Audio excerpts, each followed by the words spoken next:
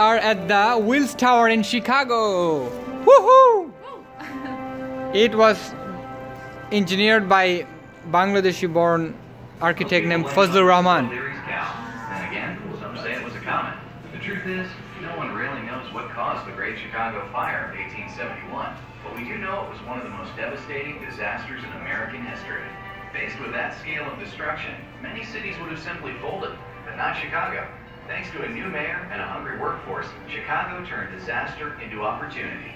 Many architects made their mark, but one did more than design buildings. Daniel Burnham was commissioned to come up with a long-term plan for the entire city. He was tasked with designing a beautiful waterfront, lush green spaces, and parks that every citizen could walk and enjoy. This plan for Chicago laid the foundation for a city that would grow with beauty and grace for more than a century to come. To grow, Chicago needed to replace its lost buildings. Before the Great Fire, most cities were built from wood, but Chicago had learned its lesson. New building codes required steel skeletons and firewalls, and these new rules meant architects were in even higher demand. At first, the architects tried to dress up these steel skeletons in the ornate style of the day. Some saw the chance to create something truly new, and in 1938, a famous architect from Germany arrived in Chicago, ready to do just that. Mies van der Rohe was known as a master of European modernism and a father of the Bauhaus movement. While he designed a few skyscrapers himself, he really came to Chicago to shape young minds, heading up the School of Architecture at the Armour Institute. He encouraged architects to embrace the beauty of their new materials, not to hide them, but to let them out. Soon you could see evidence of this new philosophy throughout the city. A renaissance in American architecture was underway, and Chicago was a shining star. In 1955, another genius surfaced in Chicago. His name was Fazlur Khan. They called him the Einstein of structural engineering. He was inventing new ways to create buildings taller than anyone had dreamed. Khan took a job with the prestigious firm of Skidmore, Owings & Merrill, and was soon partnered with Bruce Graham, one of Chicago's most respected architects.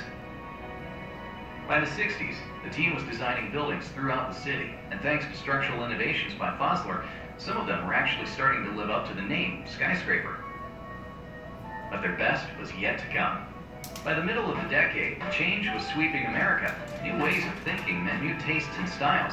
And if America wanted something, Sears, Roebuck & Company always seemed to have it, in 4 sizes and 3 colors.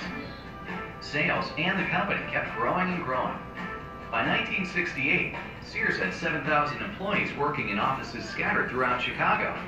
Recognizing the need for efficiency, someone floated the idea of all employees under one roof. The only question was, if we could build a big enough roof. Sears wanted to know how much space they'd need, both initially when they moved in, and for the future, decades down the road. So Sears hired some consultants, and those consultants had the latest in cutting-edge technology at their disposal. They called it a computer. They collected mountains of data about how Sears employees worked, when they worked, what they did while they worked. You get the idea. They fed all this data into the computer and got their answer. A building that big was going to take some big thinking. And that's where Fazlur Khan and Bruce Graham came in. One day over lunch, Khan was explaining his bundled tubes idea to Graham. Trying to visualize the idea, Graham pulled out a handful of cigarettes and arranged them at different heights. The design would be made up of 9 bundled tubes at the base. 2 of the tubes would end at the 50th floor, 2 more at the 66th floor, 3 at the 90th floor, leaving the tallest 2 to continue to the top. While Sears wasn't trying to break any world records at first, they quickly decided to expand their plans and go for the record of world's tallest building. That meant building a structure 110 stories tall with nearly 4.6 million square feet of interior space. Word quickly got out, and overnight, everyone wanted to be a part of a new world record. Sears wanted the perfect location for their new world record home, so they purchased 2 city blocks near the Chicago River and Chicago's famous Loop. And in August 1970, they broke ground. The project was so big that it took a year before the foundation was complete and the ironworkers could get started. To keep things on schedule, giant sections of the building were partially constructed off-site. This allowed the massive structure to shoot up almost 2 floors each week. As the structure reached ever higher, building conditions got more difficult. Winds were much stronger at the top, and temperatures could be as much as 20 degrees colder than at street level. But they kept at it, and after another 2 years of hard work, the steel skeleton was complete. Then it was time for the hundreds of finishing carpenters, plumbers, and electricians to get to work. And they brought along 145,000 lights, 25,000 miles of pipe, 43,000 miles of wiring, 104 elevator cars, 992 toilets, and 796 faucets. Not to mention 16,100 tinted windows. In the fall of 1973, they put on the finishing touches so Sears could move into their new home, Chicago's #1 icon and the tallest building in the world. Before long, the tower started to feel like home. And by home, I mean a place where thousands of people like you came through every day. The Sears people were very proud, and they embraced their local and international guests. As times changed, the tower changed too. In 1982, the world's tallest building got even taller when 2 radio and TV antennas and another 287 feet were added to the overall tower height, broadcasting signals into 4 states. And over time, the tower grew to be a city within a city, complete with coffee shops, a bakery, variety of restaurants, a health club, a car wash, a bank, doctors and dentists, a conference center, even its own post office. But the thing visitors really wanted to see most was the sky deck and its breathtaking views, and they weren't disappointed. The tower's sky deck has always been and remains one of Chicago's must-see destinations. After holding the world's tallest building record for 22 years, the tower was surpassed in 2004 by the 1,473-foot Taipei 101 Tower in Taiwan. But thanks to the TV antennas, Chicago's tower held on to the world's tallest structure record at 1,730 feet. And to add to its impressive numbers, today's tenants recycle a whopping 445 tons of paper a year, sparing 3,500 trees. Other efforts have cut water use by 10 million gallons per year and carbon emissions by 51 million pounds since the tower was built. So while the tower might be sleek and black on the outside, it's quite green on the inside.